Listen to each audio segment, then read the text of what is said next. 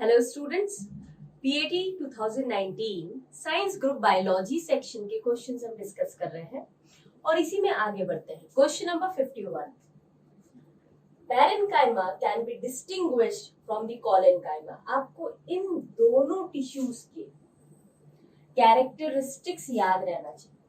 देखो, specific characteristics क्या होता है? पैरेन्काइमा का कैरेक्टरिस्टिक्स है कि it is parenchyma contain intercellular species. इसका specific characteristic, it contain intercellular species. Collenchyma में सेल्स कैसी है? Compactly arranged. क्या प्रोवाइड करती है? मैकेनिकल सपोर्ट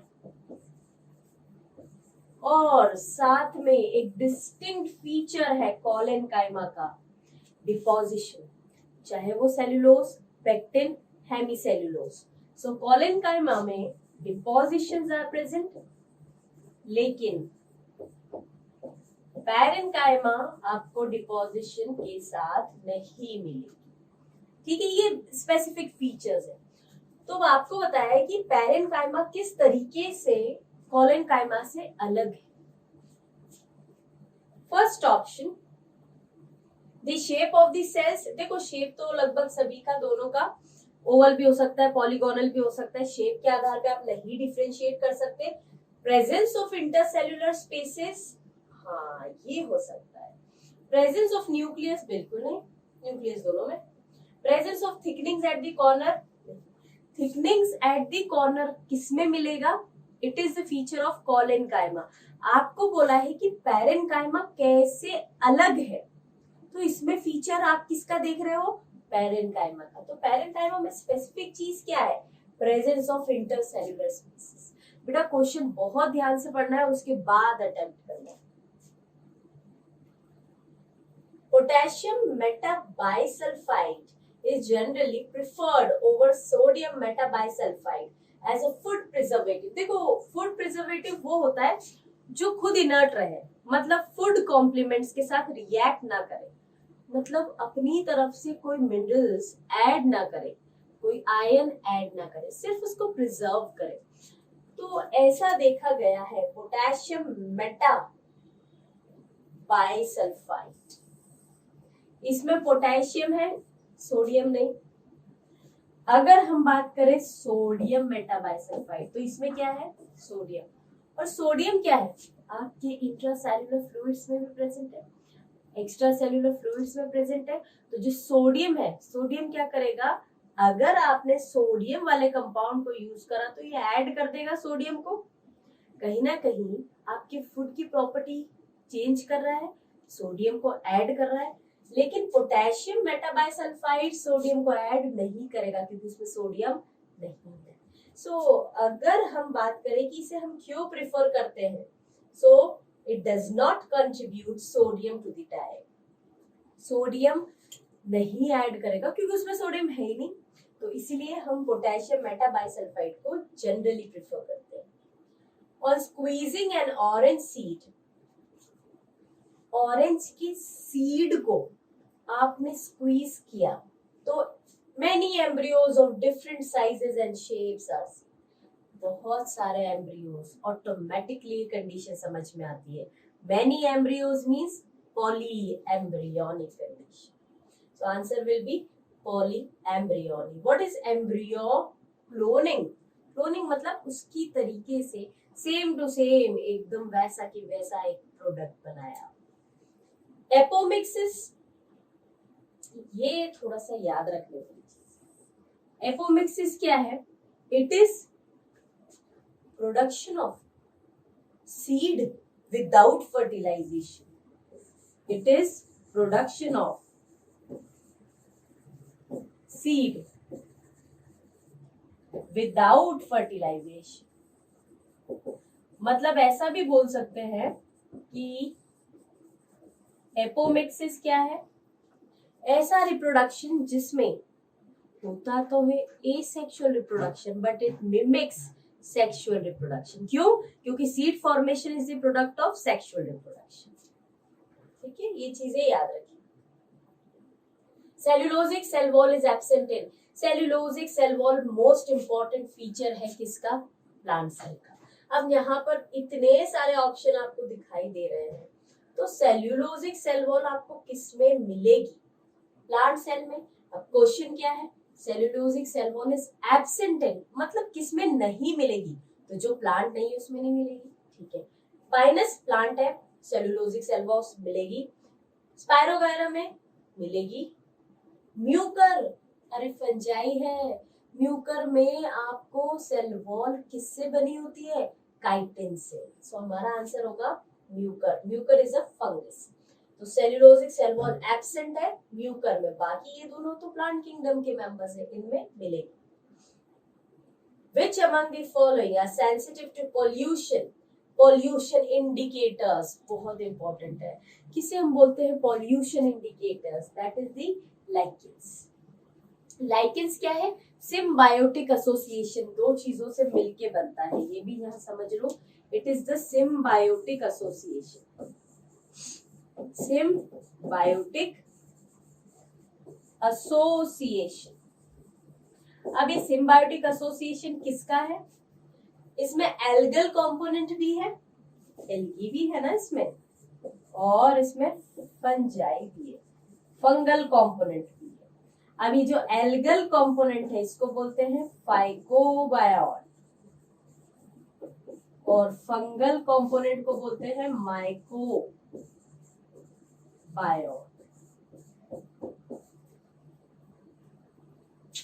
एल्गल कंपोनेंट फाइकोबायोन और माइकोबायोन fungal component. Which among the following was not a criteria used by Whittaker for the 5 kingdom classification? जो 5 kingdom classification दिया गया, Monera, protista, fungi, Plantae, animalia, ये 5 kingdom classification जो किसने दिया? विटेकर सर ने। उन्होंने क्या नहीं बताया? मोड ऑफ न्यूट्रिशन, ये तो बिल्कुल लिया था। नेचर ऑफ हैबिटेट, ये डाउटफुल है। सेल स्ट्रक्चर बताया था। फाइलोजेनेटिक मतलब इवोल्यूशनरी रिलेशनशिप, ये भी बताया। मतलब नेचर ऑफ हैबिटेट नहीं बताया। हमारा आंसर है नेचर ऑफ हैबिटेट। ये 5 किंगडम क्लासिफिकेशन का क्राइटेरिया नहीं था। Which of the following is a diploid cell in a mature embryo sac? अब अगर हम बात करें एक मैच्योर एम्ब्रियो सैक में, तो एक डिप्लॉइड सेल, एंटीपोडल हैप्लॉइड होती है, एग सेल हैप्लॉइड होती है, सेंट्रल सेल, अरे जो सेकेंडरी न्यूक्लियस है, पोलर न्यूक्लियाई, वो 2n होती है, डिप्लॉइड, सिनर्जिड, हैप्लॉइड। तो आंसर क्या हो जाएगा? डिप्लॉइड सेल हमारी होगी central cell. Which of the following process is not directly related with detritus food chain? Detritus food chain और ग्रेजिंग फूड चेन, ये दो इंपॉर्टेंट कंसेप्ट होते हैं। एक होता है आपका GFC, grazing food chain, grazing food chain. ये स्टार्ट कहाँ से होती है? ये स्टार्ट होती है प्रोड्यूसर से, मतलब ग्रासेस से, और फिर primary consumer, secondary consumer, tertiary consumer. तो इसका मेन जो स्टार्टिंग पॉइंट है वो क्या है? प्रोड्यूसर।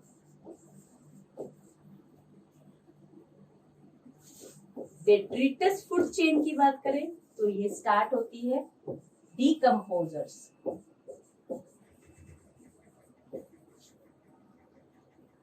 डेट्रिटस फूड चेन किससे स्टार्ट होगी? डीकंपोजर्स।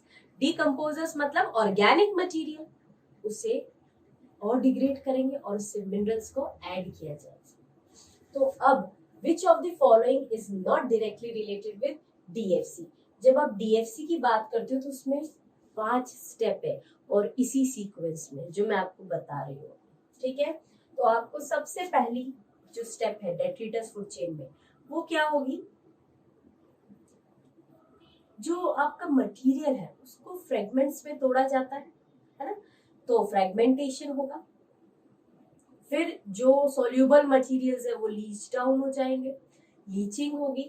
तो पहली स्टेप फ्रेगमेंटेशन, फ्रेगमेंट्स में तोड़ा, देन लीचिंग, सॉल्युबल चीजें लीच डाउन होंगी, कैटाबॉलिज्म,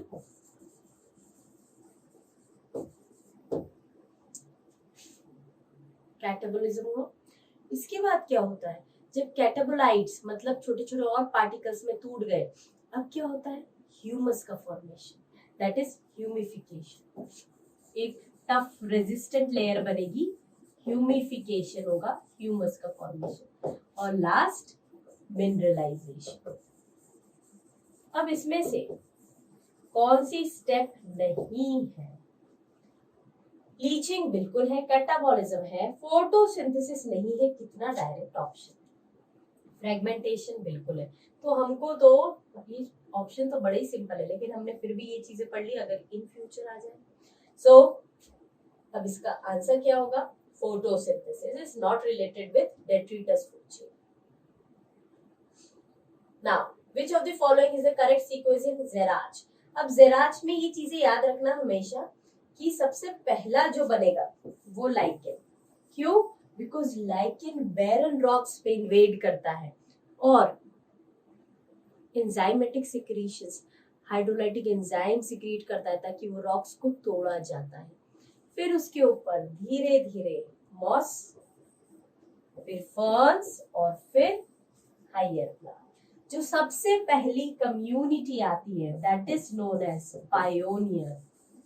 पायोनियर समझते हैं, द फर्स्ट कम्युनिटी। और जो लास्ट आती है stable, that is the climax. सबसे लास्ट में that is the stable community. अब हर किसी का टारगेट, चाहे वो ज़ेराच हो ड्राई कंडीशन वाला, चाहे वो हाइड्राच हो, टारगेट होगा एक stable condition, music condition.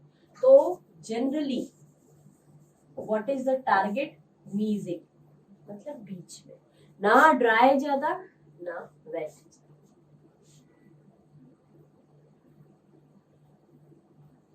Which of the following wall layers of anther shows binucleate cells? Anther का वो सेक्शन हम देखते हैं ना,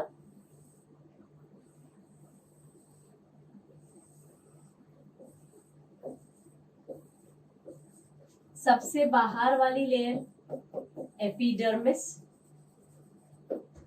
इसके अंदर 1 to 3 या फिर ज्यादा, एक से ज्यादा होती है लगभग एंडोडर्मिस, और फिर आती है 1 से 3 मिडिल लेयर। इसके बाद दिस इज, इसकी लेयर होगी टेपेटम, और इसके अंदर होती है स्पोरोजिनस टिश्यू। तो ये जो टेपेटम है ये क्या करती है, स्पोरोजिनस टिश्यू से आगे चल के पोलन ग्रेन्स बनेंगे, माइक्रोस्पोर। तो टेपेटम का काम है नरिशमेंट देना, it provide nourishment to the developing microspore.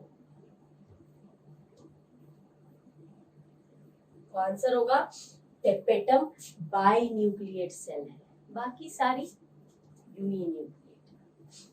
Which of the following is an incorrect harmful activity of cyanobacteria? ये चीज तो याद रखें, साइनोबैक्टीरिया क्या क्या करवाता है।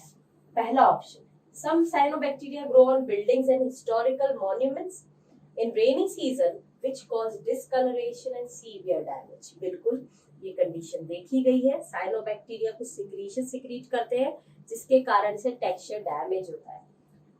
कुछ साइनोबैक्टीरिया जैसे Anabaena releases toxins in the surrounding water, ये भी बिल्कुल सही है, जो फिशेस को नुकसान पहुंचाते हैं। Some cyanobacteria cause damage by growing on textiles, cordage and tents, ये भी एकदम सही। Lyngbya genus of cyanobacteria cause gastrointestinal problem, ये गड़बड़ है क्योंकि लिंगबिया जीनस करवाता है skin disorder. This is responsible for dermatitis, skin infections, skin disorder. Gastric related नहीं। So incorrect statement आपको चुनना था, तो हमारा आंसर हो जाएगा D option.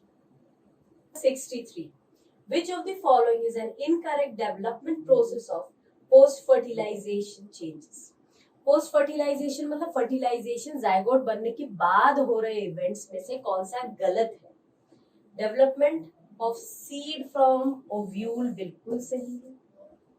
Development of endosperm from central cell, देखो सेंट्रल सेल से एंडोस्पर्म तो बनता है, लेकिन आपको बोला है कि पोस्ट फर्टिलाइजेशन इवेंट। हमको पता है एंडोस्पर्म जाइगोट फॉर्मेशन के पहले बनता है, मतलब ये पोस्ट फर्टिलाइजेशन इवेंट नहीं होगा। तो हमारा आंसर तो यही होना चाहिए। दूसरा ऑप्शन भी देख लें, एम्ब्रियो फ्रॉम जाइगोट बिल्कुल सही है, पोस्ट फर्टिलाइजेशन इवेंट है। Development of fruit from the ovary बिल्कुल सही है, ये भी फर्टिलाइजेशन के बाद होता है। तो हमारा ऑप्शन क्या होगा? Which is the incorrect statement? That is the B option, क्योंकि ये चेंज फर्टिलाइजेशन के पहले रेडी हो जाता है। Which of the following is not a household preservation technique? देखो डिहाइड्रेशन में क्या करते हैं? वाटर मॉइस्चर को उड़ाते हैं। ये आप नॉर्मल सन ड्राइंग से भी कर सकते हैं, ठीक है।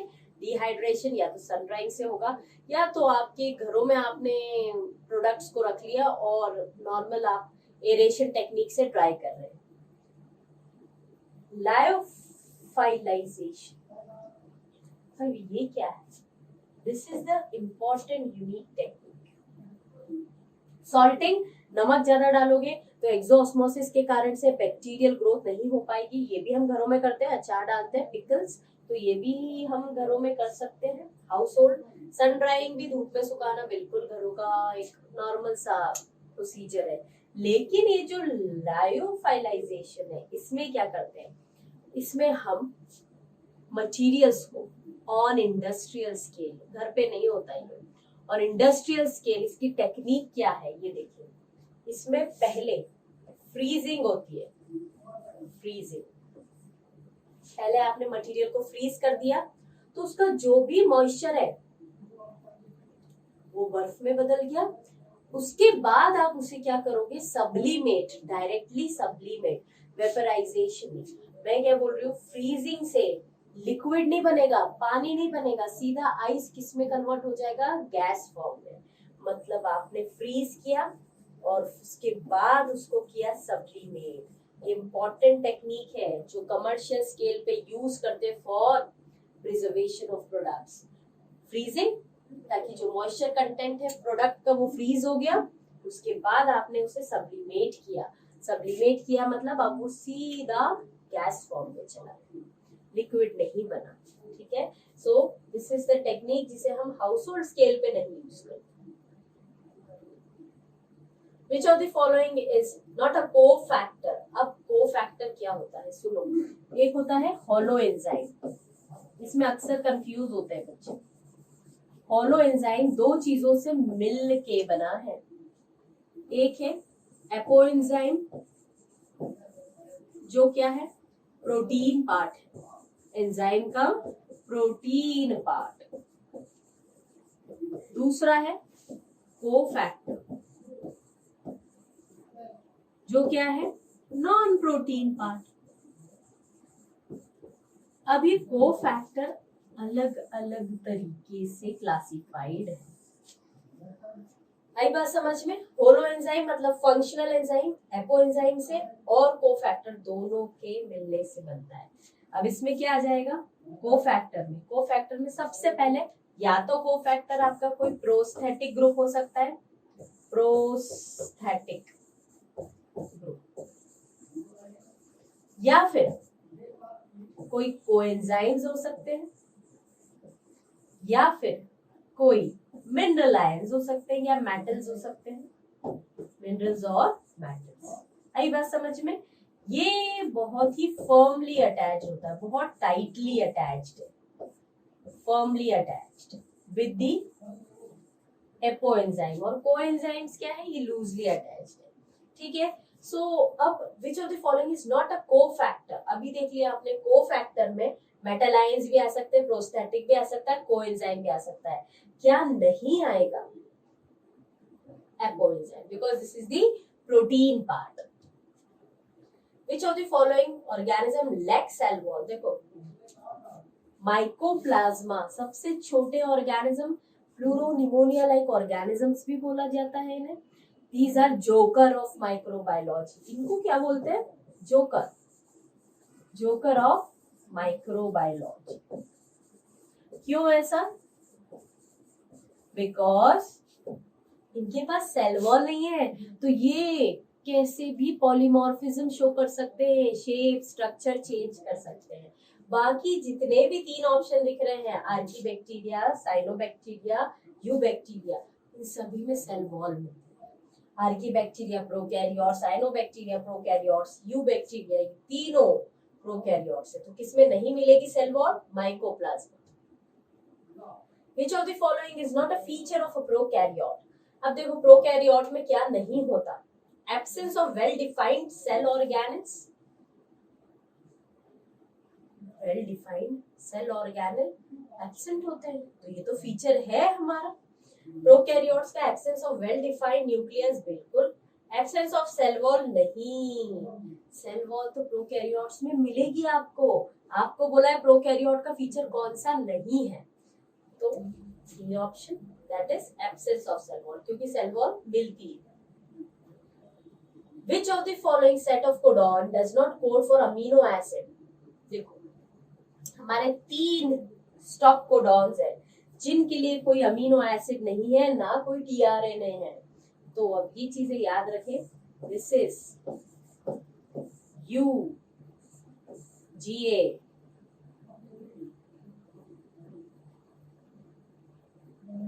UAA, UAG, right. सो इनके भी स्पेसिफिक नाम दिए गए। This is opal, this is ochre, this is amber. So amber, opal, ochre, ये तीनों है स्टॉप कोडॉन्स। इनके अलावा कोई और स्टॉप कोडॉन नहीं है। तो आपको स्टॉप कोडॉन ढूंढना है। पहले वाले में नहीं है, दूसरे वाले में नहीं है, तीसरे में मिल गया, चौथा देख ले, नहीं, ये कुछ भी दिया है।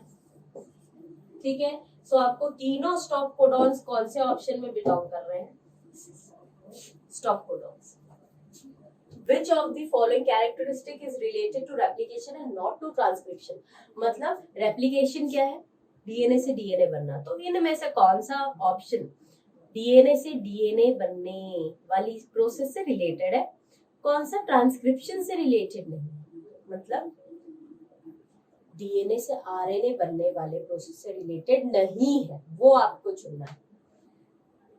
Catalysed by RNA polymerase enzyme, ये किससे रिलेटेड है? ट्रांसक्रिप्शन से रिलेटेड है, बिल्कुल। Occurs in G1 and G2 phases, हाँ, जब सेल साइकिल में एस फेज में तो डीएनए रेप्लिकेशन होता है, G1 और G2 में ट्रांसक्रिप्शन।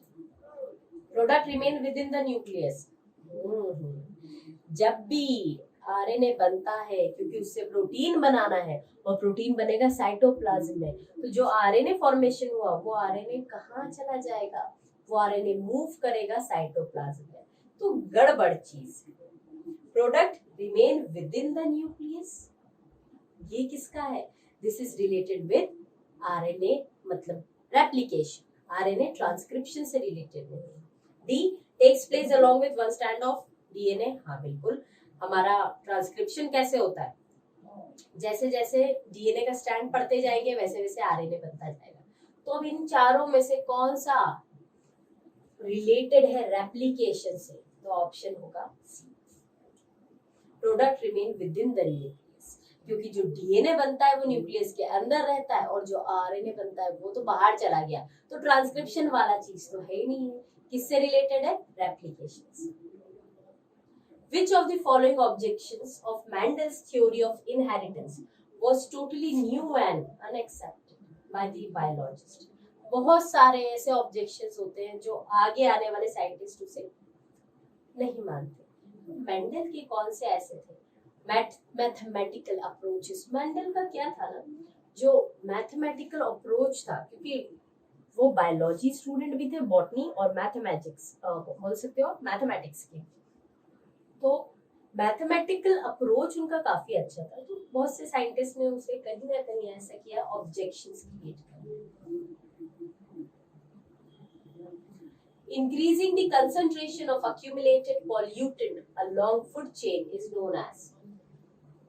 फूड चेन में पॉल्यूशन बढ़ता जाना, फूड चेन में अगर पॉल्यूशन बढ़ रहा है, क्यों? नॉन बायोडिग्रेडेबल जैसे डीडीटी, तो एक लेवल से दूसरे लेवल अगर पॉल्यूशन इकट्ठा होते जाता है तो उसे हम क्या बोलते हैं?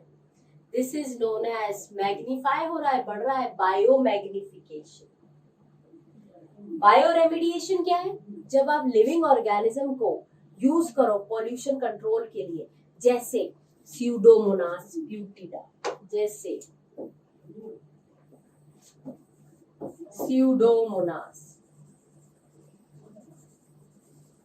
स्यूडोमोनास को आप यूज करते हो to clear the oil spills,